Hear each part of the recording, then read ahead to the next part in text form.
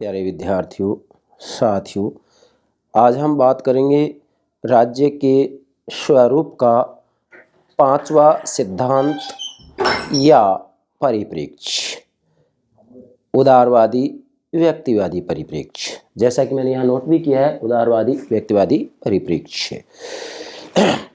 राज्य के स्वरूप के संदर्भ में लगभग 15 सिद्धांत प्रचलित हैं। इनमें से आज हम पांचवा सिद्धांत ले रहे हैं। वैसे इसके बारे में पहला लेक्चर मैं अपलोड भी कर चुका हूं, आज इसका दूसरा पार्ट ले रहे हैं। तो उदारवादी व्यक्तिवादी परिप्रेक्ष्य को समझना हमारे लिए निहायत जरूरी है। क्यों?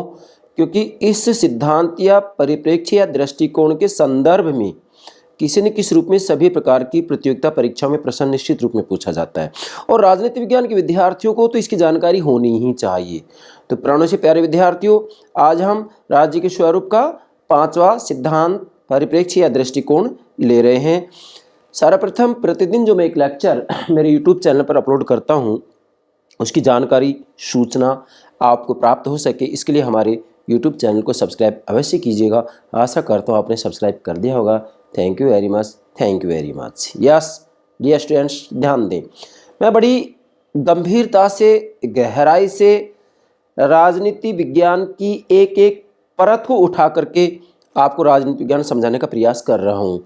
कारण कि मैंने लगभग 25 वर्ष तक अभी महाविद्यालयों में पढ़ाते हुए समय व्यतीत कर दिया। मैंने देखा है कि वहाँ बच्चों को राजनीति विज्ञान उस अनुरूप नहीं समझाया जाता जिस अनुरूप समझाया जाना चाहिए। इसलिए मैंने लक्ष्य निर्धारित किया कि मैं मेरे राजनीति विज्ञान के विद्यार्थियों को राजनीति विज्ञान कैसे समझाऊं। अब मैं केवल अपने अलवर ज़िले तक की बात मानूं तो अलवर ज़िले में ही थोड़ी ना, मैं तो पूरे भारत के अंतर्गत, पूरी दुनिया के अंतर्गत राजनीति विज्ञान समझाना चाहता हूँ कि विद्यार्थियों को राजनीति विज्ञान वास्तव में गंभीरता से, गहराई से वो समझ सकें, ऐसा प्रयास मैं कर रहा हूँ। तो प्राणों से प्यारे विद्यार्थियों, मेरा प्रतिदिन एक लेक्चर अपलोड करने का मूल भावार्थ यही है, मूल लक्ष्य यही है, मूल गंतव्य यही है कि आप राजनीति विज्ञान को समझें। तो अब हम चर्चा करेंगे उदारवादी व्यक्तिवादी परिप्रेक्ष्य। यस स्टूडेंट्स, ध्यान दें। देखो, जो राज्य के स्वरूप का उदारवादी व्यक्तिवादी परिप्रेक्ष्य या सिद्धांत या दृष्टिकोण है, वास्तव में वह राज्य के यंत्रीय स्वरूप का परिणाम है। राज्य के स्वरूप का चौथा सिद्धांत मैंने आपको समझाया था, राज्य का यंत्रीय सिद्धांत। जो उदारवादी व्यक्तिवादी सिद्धांत या परिप्रेक्ष्य है, ये राज्य के स्वरूप का जो यंत्रीय सिद्धांत है उसका ही परिणाम है, उसी का विकसित रूप है। क्या मतलब? इसका मतलब ये है कि जो राज्य के स्वरूप का यंत्रीय सिद्धांत है, यह यंत्रीय सिद्धांत वास्तव में राज्य की तुलना मशीन से करता है। जैसे मशीनों का आविष्कार मनुष्यों ने अपने लाभ और उपयोगिता के लिए किया है, वैसे ही मनुष्यों ने राज्य का निर्माण, विभिन्न जो सामाजिक संस्थाएं उनका निर्माण अपने लाभ और उपयोगिता के लिए ही किया है, इसलिए इसे यंत्रीय सिद्धांत कहा जाता है। अब चूंकि जो उदारवादी व्यक्तिवादी सिद्धांत है, ये यंत्रीय सिद्धांत का ही परिणाम है। कारण क्योंकि उदारवादी व्यक्तिवादी सिद्धांत भी ये कहता है, क्या कहता है कि यहाँ राज्य का निर्माण व्यक्तियों ने अपने लाभ और उपयोगिता के लिए किया है। क्या? राज्य का निर्माण, सामाजिक संस्थाओं का निर्माण मनुष्यों ने अपने लाभ और उपयोगिता के लिए ही किया है। मतलब वास्तविक रूप में मनुष्यों ने अपनी आवश्यकताओं की पूर्ति के लिए, क्या मनुष्यों ने अपनी आवश्यकताओं की पूर्ति के लिए राज्य का निर्माण किया, और यह आवश्यकताओं की पूर्ति का एक साधन माना है। कौन? राज्य। मतलब राज्य को एक साधन मानते हैं। कौन? उदारवादी व्यक्तिवादी सिद्धांत। और व्यक्ति को ये क्या मानते हैं बेटा? साध्य मानते हैं, क्योंकि मनुष्यों ने अपने लाभ के लिए, अपनी उपयोगिता के लिए, अपने हितों के लिए राज्य का निर्माण किया है। अब वो उपयोगिता और लाभ क्या है? वास्तविक रूप में जैसे राज्य का निर्माण मनुष्य ने इसलिए किया है जिससे कि शांति, व्यवस्था, और जैसा कि मैंने यहाँ नोट भी कर रखा है, शांति, व्यवस्था और सुरक्षा की स्थापना हो सके। क्या? शांति, व्यवस्था और सुरक्षा की स्थापना हो सके, इसलिए वास्तविक रूप में जो है इन्होंने राज्य का क्या किया है, निर्माण किया है। ये सेंटेंस मैंने यहाँ पर हो सकता है नोट नहीं किया होगा, लेकिन मैं आपको समझा रहा हूँ कि शांति व्यवस्था और सुरक्षा के लिए मनुष्य ने राज्य का निर्माण किया, इसलिए डेफिनेटली कहा जा सकता है कि राज्य अपना आप में एक साधन है। तो प्राणों से प्यारे विद्यार्थियों, ये बात तो स्पष्ट होगी कि जो उदारवादी व्यक्तिवादी सिद्धांत या परिप्रेक्ष्य या दृष्टिकोण, कुछ भी कह सकते हैं आप, इसको दृष्टि बिंदु भी कहा जा सकता है, ये राज्य के स्वरूप का जो यंत्रीय सिद्धांत है उसका ही विकसित रूप है, उसी का परिणाम है। ठीक है, मैंने यहाँ नोट भी किया है। मतलब आज हम 5वां सिद्धांत ले रहे हैं, उदारवादी व्यक्तिवादी परिप्रेक्ष्य। अब ये जो डायग्राम मैंने दिया है, सबसे पहले इसको समझें। यहाँ से शुरुआत करेंगे। राजनीतिक चिंतन के इतिहास में, मतलब जब हम चाहे पश्चिमी राजनीतिक चिंतन के इतिहास का अध्ययन करें, चाहे हम प्लेटो अरस्तु से शुरू करें या भारत की बात करें तो भारत में भी मनु कोटले शुक्र से शुरू करें, तो वास्तव में राजनीतिक चिंतन के इतिहास में मैंने लिखा है राजनीतिक चिंतन। यहाँ मैंने पूर्व पश्चिम नहीं लिखा है, मतलब पश्चिम में भी यही हाल है और पूर्व में भी यही हाल है कि किसी न किसी रूप में राजनीतिक चिंतन के इतिहास में जो है राज्य की प्रकृति, राज्य के कार्य, राज्य के लक्ष्य क्या हो और व्यक्ति और राज्य में क्या संबंध हो, इनके ऊपर विद्वानों ने अपने अलग अलग विचार दिए हैं। और जो अलग अलग विचार दिए हैं वही सिद्धांतों के रूप में उभर कर सामने आए हैं। इसलिए मैंने कहा है कि राज्य के स्वरूप के लगभग 15 सिद्धांत आज मौजूद हैं। इन सभी सिद्धांतों को समझना जरूरी है। तो राजनीतिक चिंतन के इतिहास में प्रारंभ से ही, चाहे पश्चिम में प्लेटो से शुरू करें और पूर्व में अर्थात भारत में हम मनु से शुरू कर सकते हैं, तो डेफिनेटली राज्य की प्रकृति, राज्य के कार्य, राज्य के लक्ष्य उद्देश्य, व्यक्ति और राज्य के संबंधों के बारे में कुछ ना कुछ विद्वानों ने अपने अपने विचार दिए हैं। अब जो विचार हैं वही सिद्धांतों के रूप में उभर कर सामने आए हैं। तो मैंने यहाँ नोट किया है राजनीतिक चिंतन के इतिहास में राज्य की प्रकृति, क्या राज्य की प्रकृति, अब जैसे मान लो राज्य की प्रकृति की बात आती है तो यंत्रीय सिद्धांत और उदारवादी व्यक्तिवादी सिद्धांत, ये दोनों ही सिद्धांत वास्तव में जो है राज्य को साधन मानते हैं जबकि व्यक्ति को साध्य मानते हैं। तो प्रकृति होगी राज्य की, तो राज्य की प्रकृति और कार्यों की बात आती है तो चाहे यंत्रीय सिद्धांत हो या उदारवादी व्यक्तिवादी सिद्धांत हो, ये दोनों ही सिद्धांत वास्तविक रूप में ये कहते हैं कि राज्य को जो है कम से कम कार्य करना चाहिए, आर्थिक गतिविधियों में कम से कम हस्तक्षेप करना चाहिए, अर्थात ये अहस्तक्षेप की नीति के समर्थक हैं। क्या? अहस्तक्षेपी नीति के समर्थक है। तो कार्य की बात होगी तथा व्यक्ति और राज्य के संबंध में विभिन्न सिद्धांत प्रस्तुत किए। अब व्यक्ति और राज्य के संबंध की बात की जाए तो यंत्रीय सिद्धांत और उदारवादी व्यक्तिवादी सिद्धांत वास्तव में व्यक्ति और राज्य के संबंध के अंतर्गत क्या करते हैं कि ये व्यक्ति को साध्य मानते हैं जबकि राज्य को साधन मानते हैं।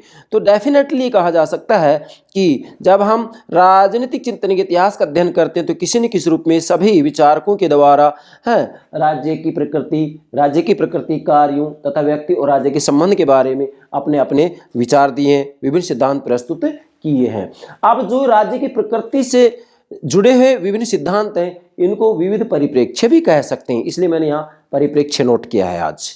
क्या? उदारवादी व्यक्तिवादी परिप्रेक्ष्य या इसको सिद्धांत भी कह सकते हैं। ठीक है बेटा, अब आगे बढ़े। फिर मैंने यहाँ लिखा है यंत्रीय सिद्धांत का परिणाम, मतलब उदारवादी व्यक्तिवादी जो सिद्धांत है या परिप्रेक्ष्य या दृष्टिकोण या दृष्टि बिंदु भी कहते हैं, इसको उपागम भी कहते हैं, उपागम भी कहते हैं। तो डेफिनेटली उदारवादी व्यक्तिवादी परिप्रेक्ष्य यंत्रीय सिद्धांत का ही परिणाम है, मतलब राज्य के स्वरूप का जो यंत्रीय सिद्धांत है उसी का परिणाम है। यंत्रीय सिद्धांत पर मैंने अलग से लेक्चर अपलोड कर दिया है, आप प्लेलिस्ट में देख सकते हैं, क्रम से चल रहे हैं हम। चौथे नंबर पर यंत्रीय सिद्धांत को ही मैंने अपलोड किया है, ये उदारवादी व्यक्तिवादी सिद्धांत का दूसरा पार्ट ले रहे हैं हम।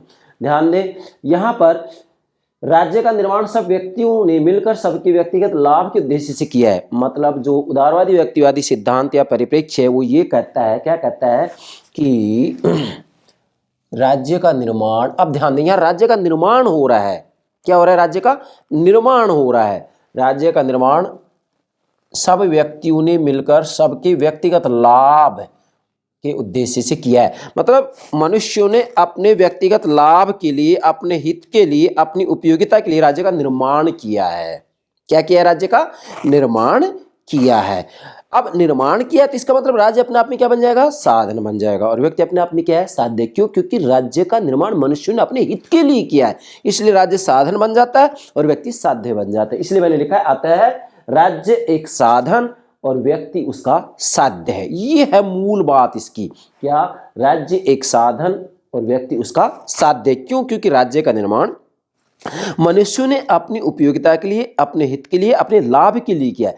इसलिए हम कह सकते हैं कि राज्य अपने आप में एक साधन बन जाता है, जबकि व्यक्ति अपने आप में साध्य है। अगर राज्य के द्वारा जनता के हित में आदेश नहीं दिए जाते हैं, कानून नहीं बनाए जाते हैं, तो ऐसी स्थिति में जैसा कि जॉन लॉक ने कहा भी है कि जनता ऐसे शासकों के विरुद्ध विद्रोह कर सकती है और उन्हें पद से हटा सकती है। ठीक है, अब बेटा ये तो यहाँ तक बात होगी। उसके बाद में मैंने यहाँ लिखा है उदारवाद, मतलब यहाँ चूंकि उदारवादी व्यक्तिवादी परिप्रेक्ष्य है, इसमें दो बातें आ गई, उदारवाद और व्यक्तिवाद। तो उदारवाद के अंतर्गत वास्तव में जो है इसका केंद्र बिंदु है व्यक्ति की स्वतंत्रता है, जबकि व्यक्तिवाद का केंद्र बिंदु क्या है, व्यक्ति का हित है, व्यक्ति का हित है, ये आपको ध्यान रखना है। बाकी मैं उदारवादी विचारधारा और व्यक्तिवादी विचारधारा पर अलग से भी लेक्चर अपलोड करूंगा। अब स्वयं जो उदारवाद है इसके भी दो प्रकार हो जाते हैं, नकारात्मक उदारवाद, सकारात्मक उदारवाद।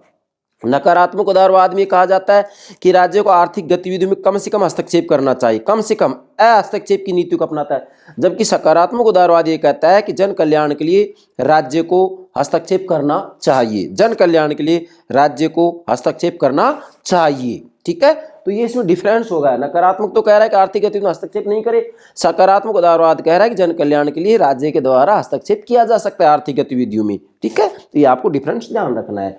अब इसके बाद में जो अगली बात आती है, ध्यान दें कि इस दृष्टिकोण के अनुसार, मतलब उदारवादी व्यक्तिवादी दृष्टिकोण भी कहेंगे, इसको सिद्धांत भी कहेंगे, परिप्रेक्ष्य भी कहेंगे, दृष्टि बिंदु भी कहेंगे, उपागम भी कहेंगे।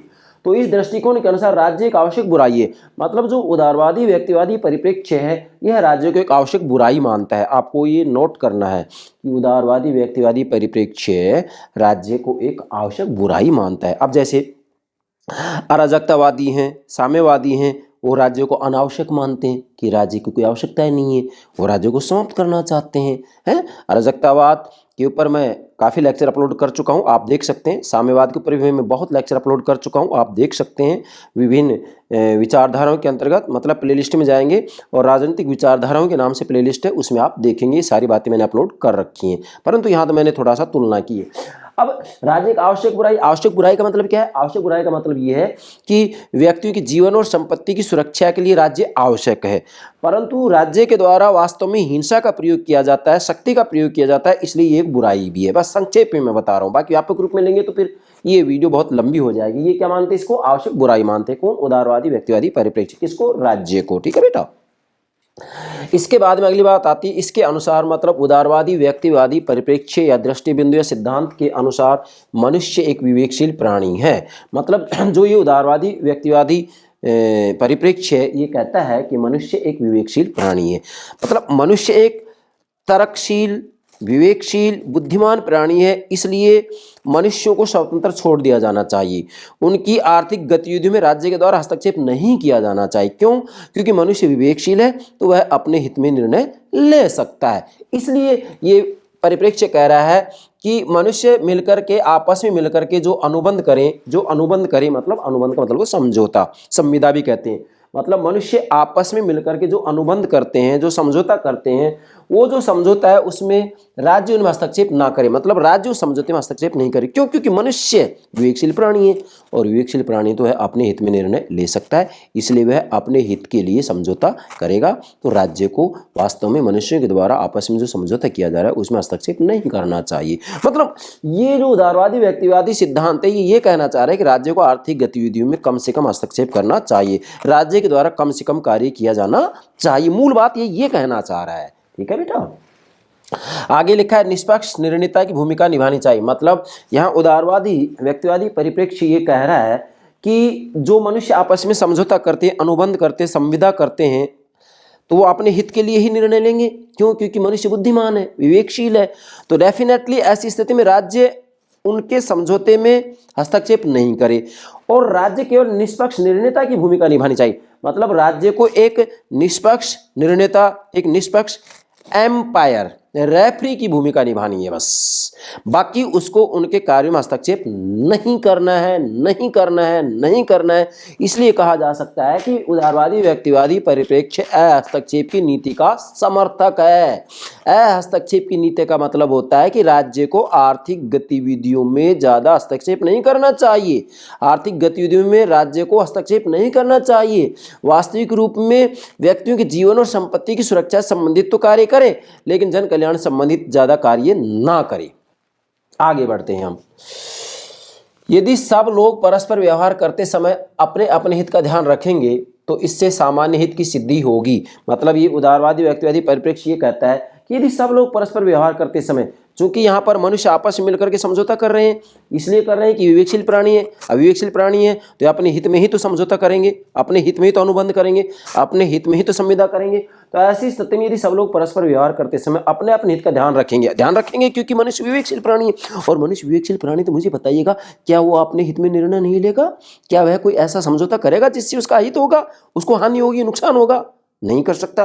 तो ऐसी स्थिति में अपने हित का ध्यान रखेंगे, अपने अपने हित का ध्यान रखेंगे, तो इससे सामान्य हित की सिद्धि होगी।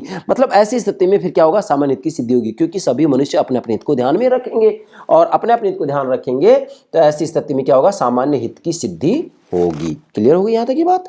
इसके बाद में बेटा, उदारवादी व्यक्तिवादी परिप्रेक्ष्य के जो मुख्य प्रवर्तक या समर्थक विद्वान है वो है John Locke, Adam Smith, Jeremy Bentham, Herbert Spencer, जिसमें मैं पिछले लेक्चर में जॉन लॉक के बारे में आपको समझा चुका हूं। आज हम एडम स्मिथ के विचार ले रहे हैं। मतलब उदारवादी व्यक्तिवादी दृष्टिकोण या परिप्रेक्ष्य के संदर्भ में एडम स्मिथ के विचार ले रहे हैं, इसलिए मैंने यहाँ नोट किया है एडम स्मिथ के विचार, जो कि अर्थशास्त्र के जनक हैं, अर्थशास्त्र के जनक भी हैं। ठीक है बेटा? तो आज हम केवल एडम स्मिथ के विचार लेंगे। जॉन लॉक के विचार मैंने आपको समझा दिए हैं, आज एडम स्मिथ के ले रहे हैं, उसके बाद में जेरेमी बेंथम, उसके बाद में हर्बर्ट स्पेंसर।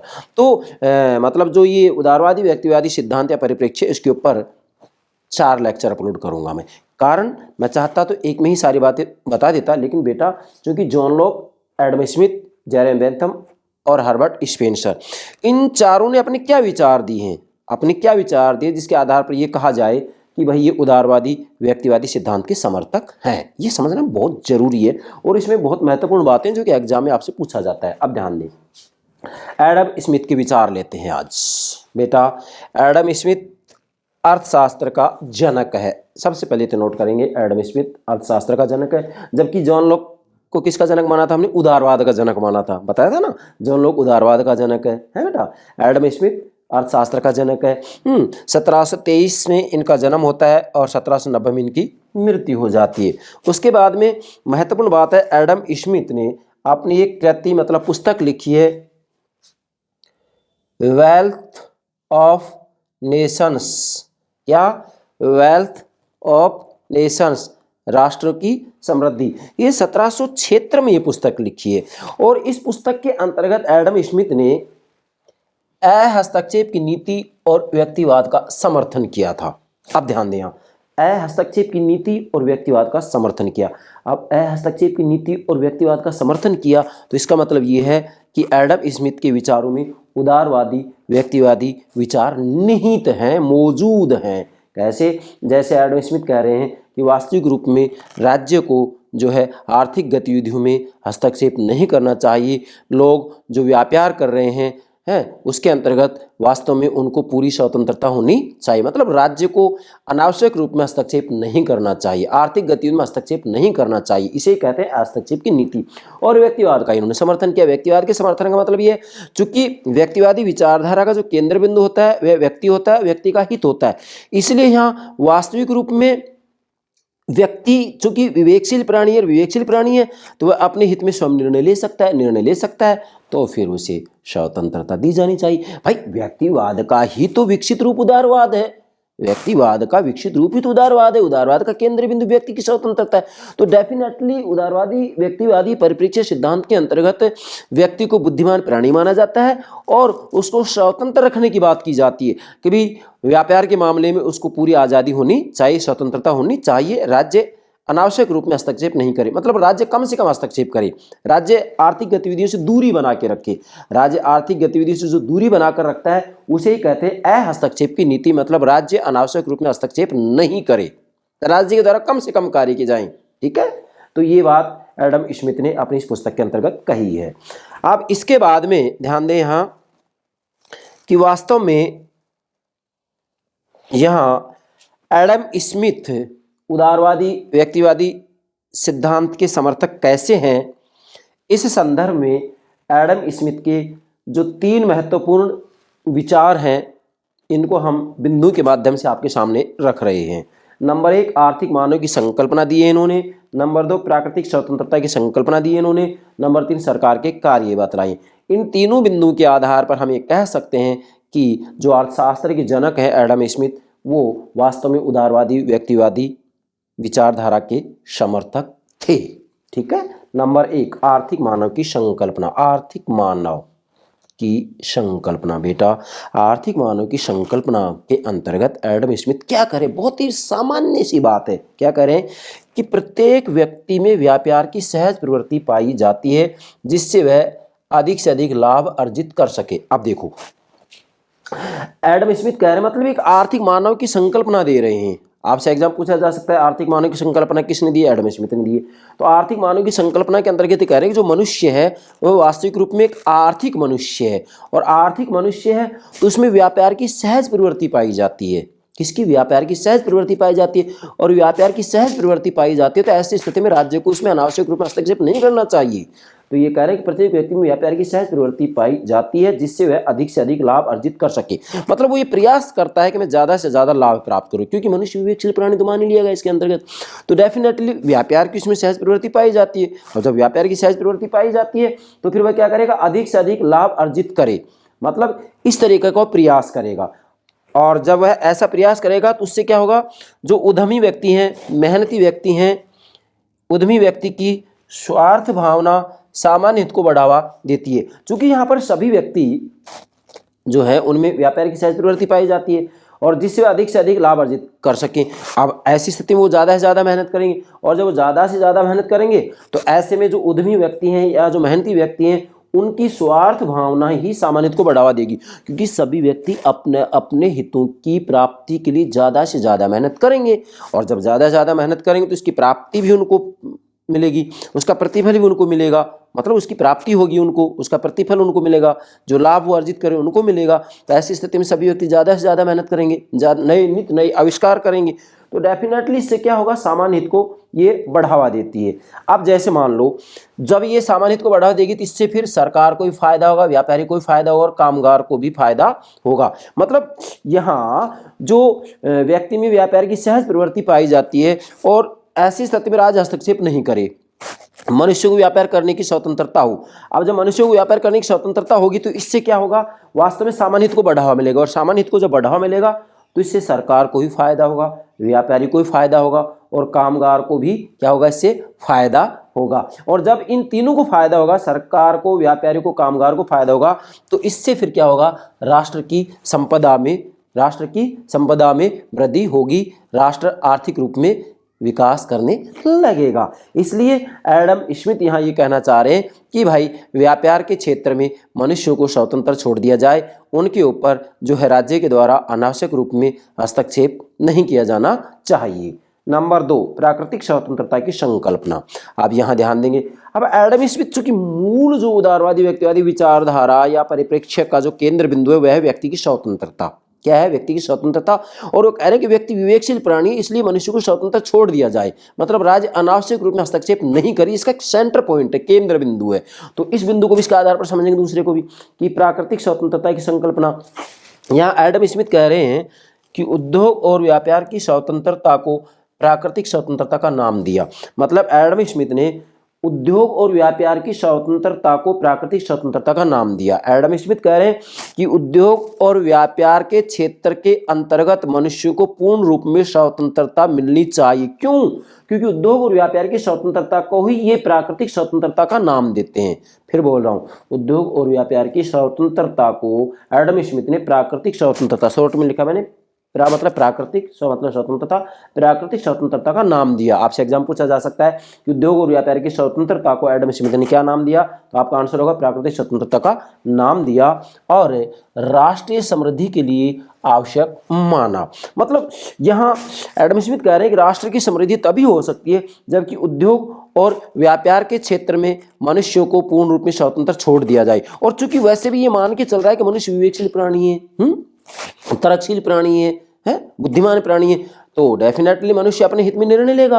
और अगर उद्योग और व्यापार पर अनावश्यक रूप में प्रतिबंध लगाया जाएगा तो ऐसी स्थिति में राष्ट्र का विकास नहीं हो सकता। इसलिए इन्होंने उद्योग और व्यापार में पूर्ण स्वतंत्रता की बात की है, जिससे कि राष्ट्रीय समृद्धि हो सके, राष्ट्र का आर्थिक दृष्टि से विकास हो सके। ठीक है, आगे फिर बात आती है कि सरकार को उद्योग व्यापार के मामलों में हस्तक्षेप की नीति का अनुसरण करना चाहिए।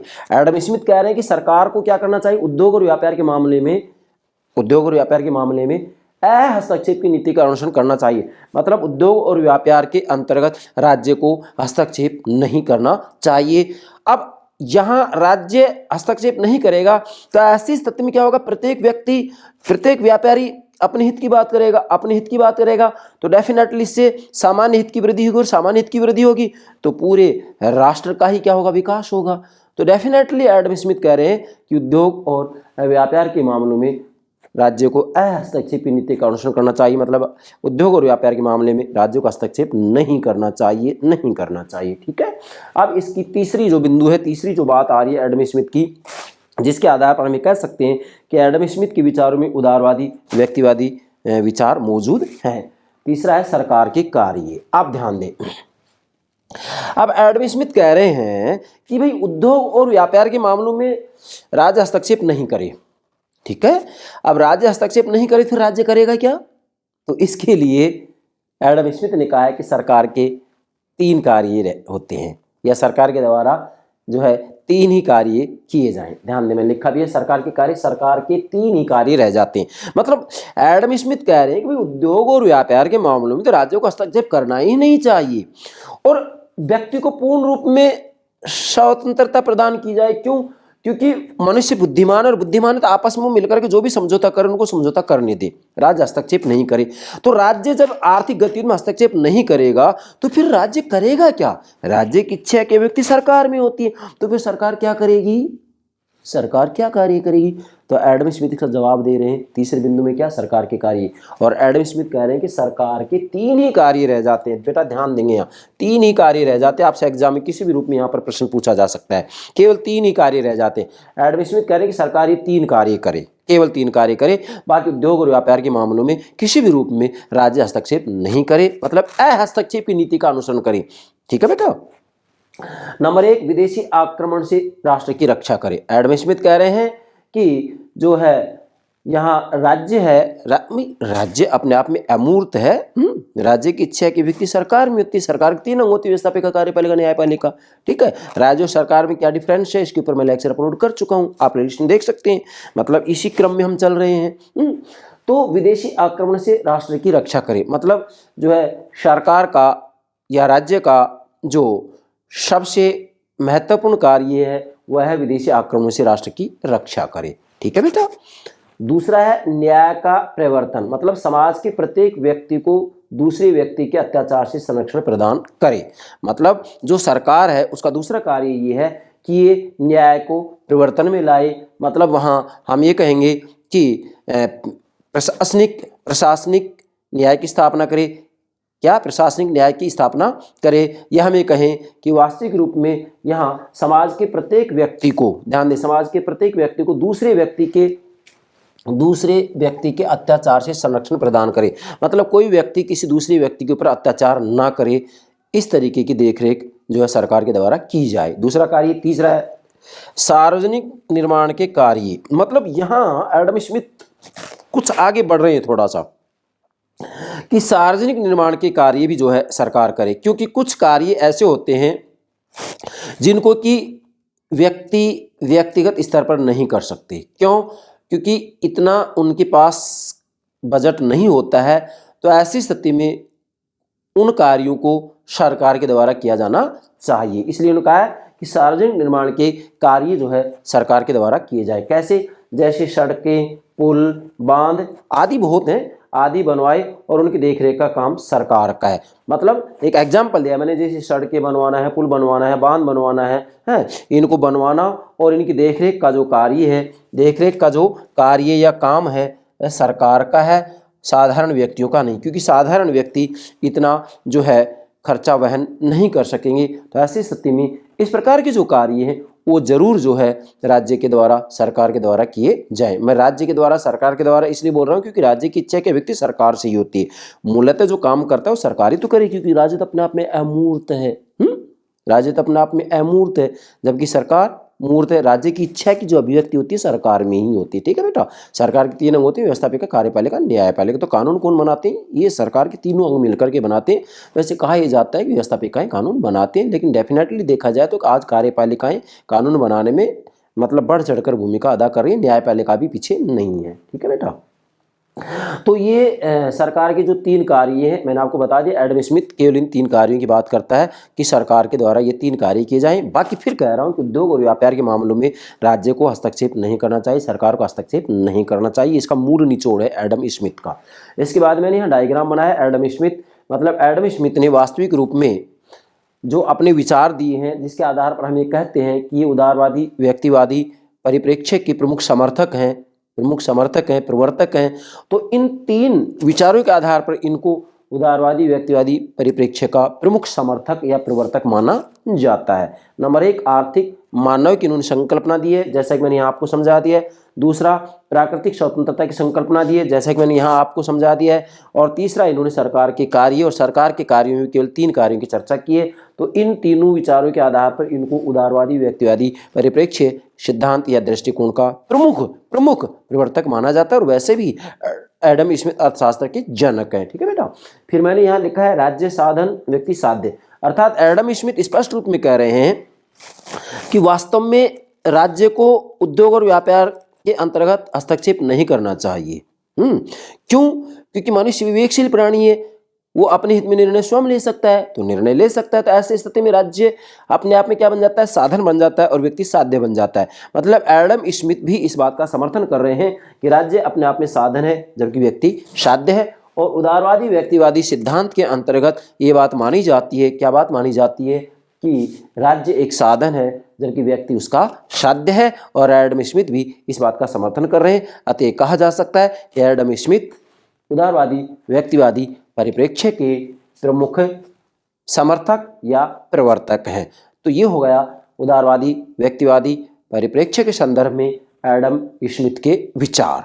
मैंने जॉन लॉक के विचार पिछले लेक्चर में समझा दिए हैं, आज हमने एडम स्मिथ के बारे में समझा दिया है। अगला जो लेक्चर होगा जेरेमी बेंथम के विचारों को लेंगे, अर्थात उदारवादी व्यक्तिवादी परिप्रेक्ष्य के प्रमुख जो समर्थक हैं वो जेरेमी बेंथम भी हैं। तो जेरेमी बेंथम ने क्या विचार दिए हैं। इसके बाद में अगला जो लेक्चर होगा वह हर्बर्ट स्पेंसर का होगा। इसके अंतर्गत हम ये समझाएंगे कि हर्बर्ट स्पेंसर के ऐसे कौन से विचार हैं जिसके आधार पर ये कहा जाए कि हर्बर्ट स्पेंसर उदारवादी व्यक्तिवादी परिप्रेक्ष्य सिद्धांत या दृष्टिकोण या दृष्टिबिंदु या उपागम के प्रमुख प्रवर्तक या समर्थक है। इसके उदारवादी व्यक्तिवादी परिप्रेक्ष्य के 4 प्रमुख समर्थक है। John Locke 2, Adam Smith 3, Jeremy Bentham 4, Herbert Spencer. अब देखो इनमें महत्वपूर्ण बात आती है तो मैं जरूर बताऊंगा, थोड़ा थोड़ा यहाँ प्रश्न बन रहा है। जॉन लॉक उदारवाद के जनक हैं, एडम स्मिथ यस अर्थशास्त्र के जनक हैं, जेरेमी बेंथम उपयुक्तवाद के जनक हैं और हर्बर्ट स्पेंसर ये राज्य के सावयव सिद्धांत को व्यवस्थित रूप में देने वाले प्रथम विचारक हैं। तो चारों के बारे में मैंने आपको एक एक क्वेश्चन बता दिया है, ये एग्जाम में किसी भी रूप में पूछा जा सकता है। यस, ये हो गया राज्य के स्वरूप का 5वां सिद्धांत उदारवादी व्यक्तिवादी परिप्रेक्ष्य। और 5वें सिद्धांत के अंतर्गत भी इसका दूसरा पार्ट होगा। प्रथम पार्ट हमने अपलोड कर दिया, इसके अंतर्गत हमने जो है जॉन लॉक के विचार समझाए, आज हमने एडम स्मिथ के विचार समझाए। इसका तीसरा पार्ट होगा जेरेमी बेंथम का और चौथा पार्ट होगा हर्बर्ट स्पेंसर का। ठीक है बेटा, तो उदारवादी व्यक्तिवादी परिप्रेक्ष्य, जब आप ये चारों इसके प्रमुख समर्थक हैं इनको समझ जाएंगे तो ये सिद्धांत या परिप्रेक्ष्य आप बहुत अच्छे से समझ जाएंगे। क्या? राज्य के स्वरूप का उदारवादी व्यक्तिवादी सिद्धांत या परिप्रेक्ष्य।